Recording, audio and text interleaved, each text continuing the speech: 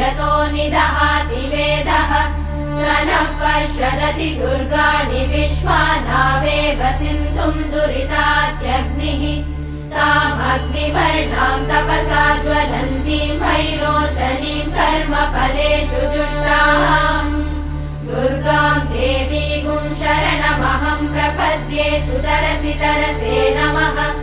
अग्ने त्वम् पारयानव्यो अस्मान् स्वस्तिभिरति दुर्गाणि विश्वा पूश्च पृथ्वी बहुला न उर्वी भवातोकायतनयाय शम्योः विश्वानि नो दुर्गः जातवेदः सिन्धुन्न नावा दुरितातिवर्षि अग्ने अत्रिवन्मनसा गृणानोऽस्माकम् बोध्यभिता तनूना पृतनाजितगुम् सहमानमुग्रमग्निगुम् भुवेम परमात् सदस्तात्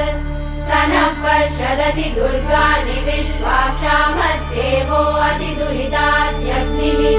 रत्नोषिकमिड्यो अध्वरेषु सना च होतानव्यश्च सत्सि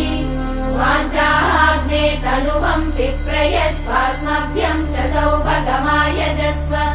गोभिर्जुष्टमयुजो निषिक्तम् तवेन्द्र विष्णोरनुसञ्चरेम नाथस्य पृष्ठमभिसंवसानो वैष्णवीम् लोक इह मानयन्ताम् ॐ कात्यायनाय विद्महे कन्याकुमारि धीमहि तन्नो दुर्गे प्रचोदयात् ॐ शान्ति शान्ति शान्तिः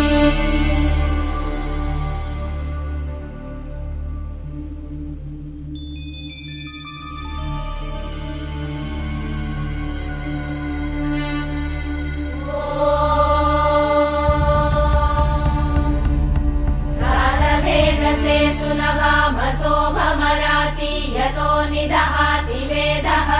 स नः पश्यदति दुर्गाणि विश्वानावेव सिन्धुम् दुरितात्यग्निः तामग्निवर्णाम् तपसा ज्वलन्तीम् भैरोचनीम् कर्मफलेषु जुष्टाम् दुर्गाम् देवीगुम् शरणमहम् प्रपद्ये सुतरसि तरसे नमः अग्ने त्वम्